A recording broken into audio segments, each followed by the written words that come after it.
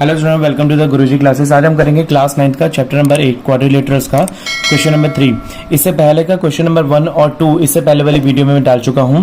आप चाहें तो इसका वीडियो के लिंक डिस्क्रिप्शन होगा उन वीडियोस का, आप जाके वहां से देख सकते हैं। तो चलिए शुरू करते हैं क्वेश्चन नंबर 3 को। यहाँ पर बोल रहा है हमें क्वेश्चन नंबर 3 कि गिवन है एक पैरेललोग्राम, एक ABCD हमें एक पैरेललोग्राम गिवन है। पैरेललोग्राम क्या होता है, मैंने आपको इस चैप्टर के इंट्रोडक्शन पार्ट में जो वीडियो डाली थी उसमें मैंने आपको सारे पैरेललोग्राम और रोम्बस क्या होते हैं सारे के बारे में फिगर्स के बारे में इंट्रोड्यूस कराया था। एक बार मैं और बताया था, पैरेललोग्राम वो होता है जिसमें दो साइड, ये साइड इसके और ये साइड इसके बराबर होगी, यानी कि the pair of the two sides are equal in a parallelogram. तो ये पैरेललोग्राम है जिसे हिंदी में बोला जाता है समलंब।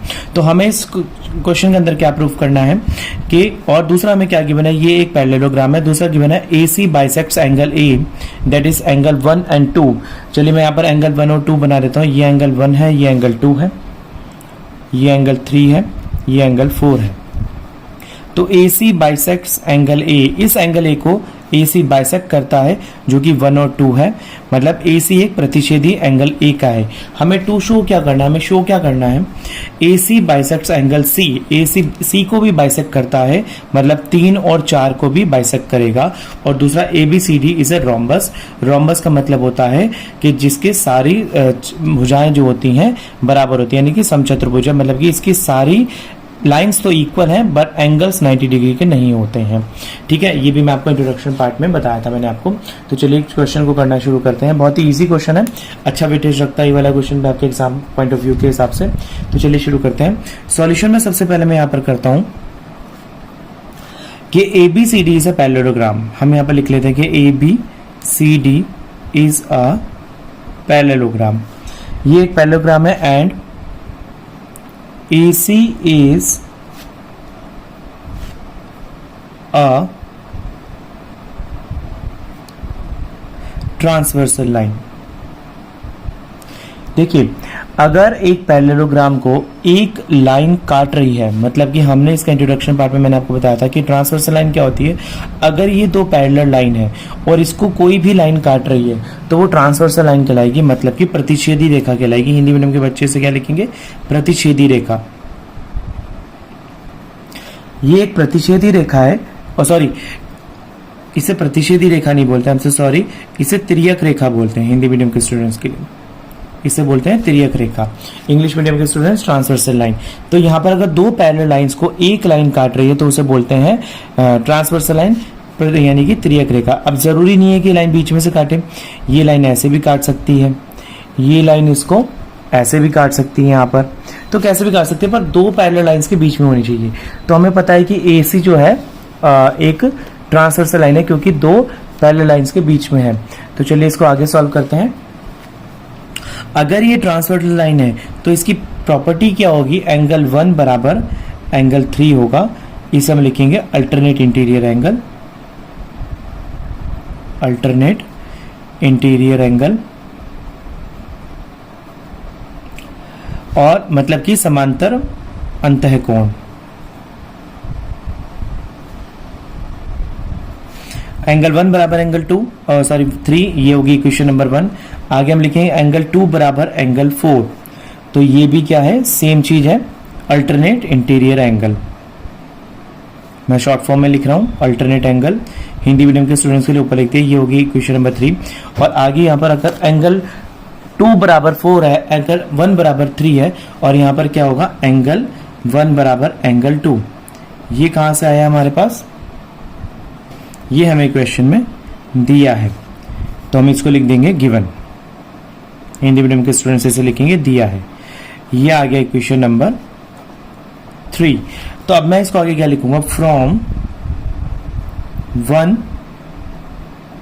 to 3 एंगल 1 बराबर एंगल 2 बराबर एंगल 3 बराबर एंगल 4। देखिए, एंगल 1 बराबर एंगल 2, एंगल 3 बराबर एंगल 4, यानी कि सारे एंगल्स जो हैं मैंने इक्वल कर दिए यहाँ पर गिवन फिगर के अंदर। अब आगे करते हैं इसी क्वेश्चन को, आगे जैसे स्टेप बता रहा हूं मैं वैसे स्टेप बाय स्टेप आप करते चले जाएंगे, आपका क्वेश्चन इजीली होता चले जाएगा। देखिए क्वाड्रिलेटरल चैप्टर के अंदर बस स्टेप्स ही थोड़े से आपको याद रखने वाले होंगे कि हमें कौन कौन से स्टेप कब करने हैं। चलिए आगे करते हैं। बिकॉज एंगल 3 बराबर एंगल 4 है, therefore AC bisects angle C। Hindi medium के स्टूडेंट्स, क्योंकि एंगल 3 बराबर एंगल 4 है, अतः AC एंगल C को प्रतिच्छेद करती है। ये वाला भी हो गया हमारा पार्ट। देखिए फर्स्ट पार्ट मेरा प्रूफ हो चुका है। सेकंड पार्ट की ओर चलते हैं। सेकंड पार्ट में मुझे लिखना पड़ेगा फ्रॉम इक्वेशन 1। जो मेरी इक्वेशन थी मैंने वहां से ले रहा हूं, फ्रॉम इक्वेशन 1 एंगल 1 बराबर एंगल 2 बराबर एंगल 3 बराबर एंगल 4। देखिए फ्रॉम इक्वेशन 1 का मतलब कि 1 2 3 से मैंने यहां से तीनों एंगल सी मेरा बन गया है फ्रॉम इक्वेशन 1। ये वाली जो थी फ्रॉम इक्वेशन 1 से मैंने तीनों एंगल्स यहां पर उठाए हैं। तो आप लिखेंगे इसको यहां पर कि एंगल 1 बराबर एंगल 2। तो इसके लिए मैं आगे क्या करूंगा, इन ट्राइंगल ABC एंगल 3 बराबर एंगल 4, एंगल 1 बराबर एंगल 4। देखिए ट्राइंगल ABC में एंगल 1 जो है बराबर है, क्योंकि ये दोनों लाइंस जो है मेरी इक्वल हो चुकी हैं। अब आप लिखेंगे, आप यहां आपको मैं बताता हूं, इसका रीजन भी यहां पर लिख देते हैं कैसे। AB बराबर BC है, इसका रीजन लिखते हैं साइड्स। हाँ, angle in triangle ABC angle 1 बराबर एंगल 4 है, ये हमने अभी प्रूफ करा था यहां पर। तो अगर ऑपोजिट एंगल दोनों बराबर होते हैं तो इनके ऑपोजिट साइड्स भी दोनों इक्वल होती है। तो हम ये लिखेंगे साइड्स ऑफ ऑपोजिट एंगल्स, यहां पर लिख देंगे equal angles are equal. Hindi के बच्चे, समान कोणों की विपरीत भुजाएं समान होती हैं। ये हिंदी मीडियम के स्टूडेंट्स के बच्चे, ये हमारे यहाँ पर लिख दिया हमने। तो ये आगे क्वेश्चन नंबर मेरी 1 2 3 हमने इसको इक्वेशन बना लिया। अब आप लिखेंगे फ्रॉम गिवन,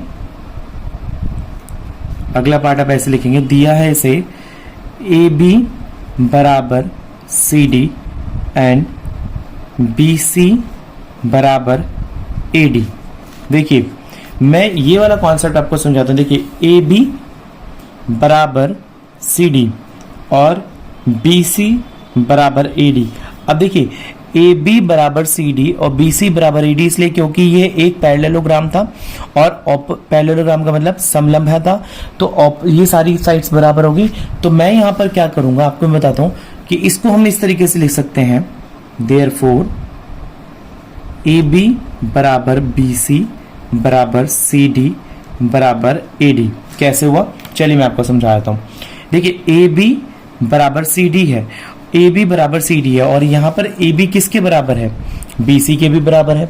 ये हमने अभी प्रूफ करा था यहां पर, ये हमने यहां पर प्रूफ करा था कि AB जो है BC के भी बराबर है। तो जब AB BC के बराबर है और AB CD के बराबर है, तो अभी देखिए यहां पर AB जो है, मैं इस तरीके से यहाँ पर लाइन्स बना देता हूं कि AB जो है मेरा CD के बराबर थी और BC जो थी मेरी AD के बराबर थी। अब सेम वाइस वर्सा मैंने करा यहाँ पर, क्योंकि ये ऑपोजिट एंगल की साइड थी तो ये आपस में बराबर हो गई, और ये ऑपोजिट एंगल की साइड थी तो ये आपस में बराबर हो गई। अब जैसे कि ये साइड इसके बराबर है, ये साइड इसके बराबर है, तो ये जो सारी साइड्स थी आपस में बराबर हो गई ना, क्योंकि ये एंगल्स के बराबर थी। तो इसीलिए हमने करा कि AB बराबर BC बराबर CD बराबर AD। तो इसीलिए हम यहाँ पर लिख देंगे answer finally, therefore ABCD is a rhombus, मतलब एक समचतुर्भुज है। तो ये मेरा प्रूव्ड हो गया। ये क्वेश्चन हमारा क्वेश्चन नंबर 3 एक्सरसाइज A8.1 का क्लास 9 का हो चुका है। चलिए करते हैं क्वेश्चन नंबर 4। क्वेश्चन नंबर 4 यहां पर कहता है ABCD is a rectangle in which diagonal AC bisects angle A as well as at C show that.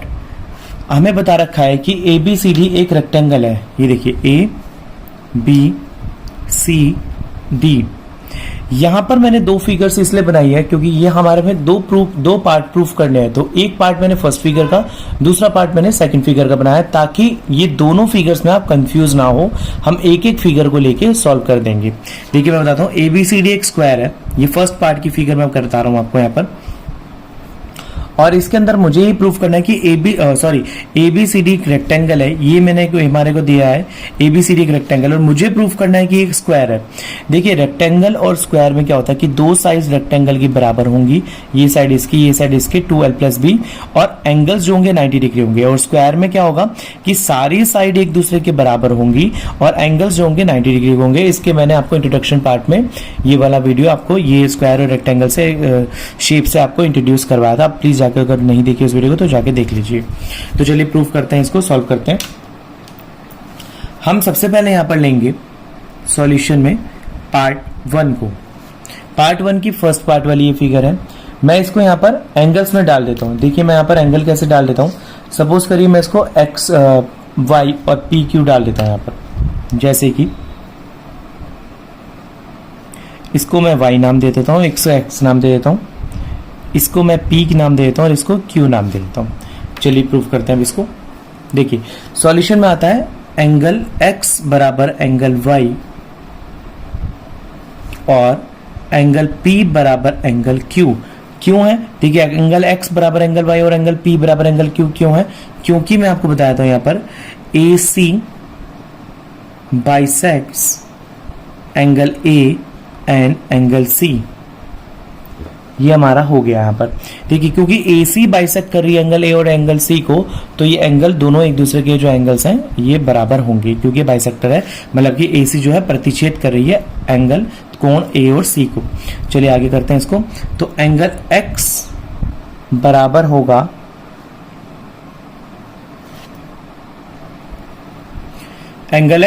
होगा एंगल Q के। क्यों है? क्योंकि ये अल्टरनेट एंगल है, यानी कि समांतर कोण है, अल्टरनेट एंगल है। और एंगल x बराबर एंगल Q है तो एंगल x बराबर एंगल P भी होगा। अगर x बराबर Q है और Q बराबर P है तो एंगल x बराबर एंगल P भी तो होगा। तो ये भी हो गया हमारा।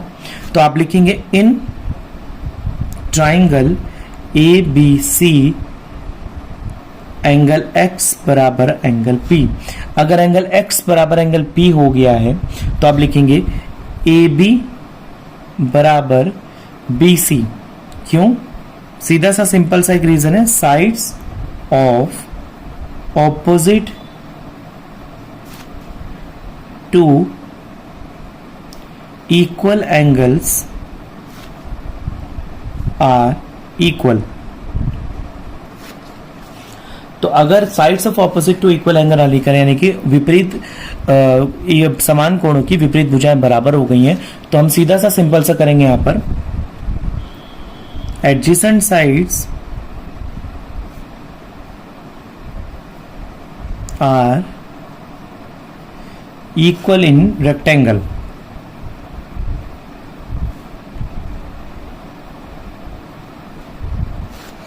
जो एडजेसेंट साइड्स है रेक्टेंगल की इक्वल हो चुकी हैं, यानी कि ये वाली साइड्स रेक्टेंगल की इक्वल हो चुकी है। अगर ये कोण बराबर है, ये साइड्स दोनों बराबर है, ऐसे ही सेम इसकी बराबर आ जाएंगी, तो सारी रेक्टेंगल की एडजेसेंट साइड जब इक्वल आ गई तो हम सिंपल सा इसको लिख सकते हैं, क्योंकि हमारे पास सिंपल था रेक्टेंगल की सारी साइड्स इक्वल आ गई हैं।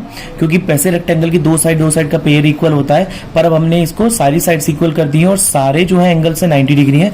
तो हम सिंपल सा रीजन लिखेंगे यहाँ पर, देयरफॉर ABCD इज स्क्वायर। तो ये मेरा यहां पर प्रूव्ड हो गया। फर्स्ट पार्ट मेरा प्रूव्ड हो गया है। चलिए चलते हैं सेकंड पार्ट की तरफ। इसका सेकंड पार्ट में मुझे प्रूव करना है diagonal B D bisect B as well as D. यहां पर मैं एक नाम दे देता हूं इनको, ए बी सी और डी, इसको भी नाम दे लेता हूं एंगल को 1 2 3 एंड 4। मुझे बताना है कि जो डायगोनल बी डी है वो बाइसेक्ट करता है एंगल बी को और डी को भी, दोनों को बराबर बाइसेक्ट करता है। जो इससे पिछले वाला क्वेश्चन करके आए हम उसी के तरीके से हमने करना है इसी को आगे। तो यहाँ पर एंगल 2 बराबर एंगल 3 है और एंगल 4 बराबर एंगल 1 है। मुझे साफ साफ दिख रहा है यहाँ पर क्या ये अल्टरनेट एंगल है, क्या ये अल्टरनेट एंगल, क्योंकि एंगल 1 बराबर 2 एंगल 3 बराबर 4 ये अल्टरनेट एंगल है मेरे। तो सिंपल से करूंगा in triangle A B D, A B बराबर ए डी है क्योंकि ये साइड्स ऑफ अ स्क्वायर है, क्योंकि ये साइड्स ऑफ अ स्क्वायर है।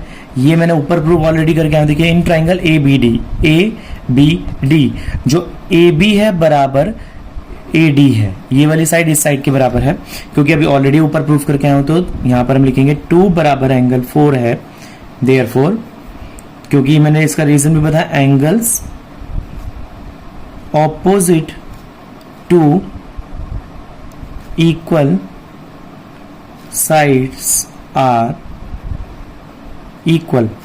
तो इसको आगे हम करेंगे कैसे, देयरफॉर एंगल 2 बराबर एंगल 1 होगा। अगर ये एंगल 2 बराबर 4 है तो 2 बराबर 1 भी तो होगा, क्योंकि हम ऑलरेडी ऊपर करके आए इसको प्रूफ। तो आप यहां पे लिखेंगे एंगल 3 बराबर एंगल 4 है। अगर ये दोनों एंगल एक दूसरे के बराबर हो गए तो मतलब जो बी डी है, जो वो बाइसेक्टर है किसका, बी और डी का, सिंपल सा। तो आप लिखेंगे therefore B D bisects angle B and angle D. तो ये हमारा प्रूव्ड हो गया, मतलब कि बी डी जो है प्रतिच्छेद करता है कोण बी और डी को। Angles opposite to equal sides are equal, विपरीत भुजाओं के विपरीत कोण भी समान होते हैं। ये हिंदी मीडियम वाले स्टूडेंट्स लिखेंगे इसको। तो ये क्वेश्चन नंबर 4 जो है ये चेंज होके आया है न्यू बुक के अंदर। पुरानी बुक में क्वेश्चन नंबर 4 जो था आपके में ये अलग नाम से दे रखा है, पर न्यू बुक के अंदर जो न्यू क्वेश्चन है वो रेक्टेंगल है और हमें स्क्वायर प्रूफ करना है। यहाँ पर पुरानी बुक में जो होगा आपका वो कुछ और प्रूफ करना होगा। आप प्लीज अगर आपके जो भी बच्चे पुरानी बुक को यूज कर रहे हैं आप उस क्वेश्चन को ना करें, because this is a updated question, so please follow this question for the coming examination. तो स्टूडेंट्स ये वाला क्वेश्चन भी क्वेश्चन नंबर 4 इजीली हो चुका है। हमने क्वेश्चन नंबर 3 और 4 इस वीडियो के अंदर करे हैं, 1 और 2 इससे पहले वाली वीडियो में कर चुके हैं।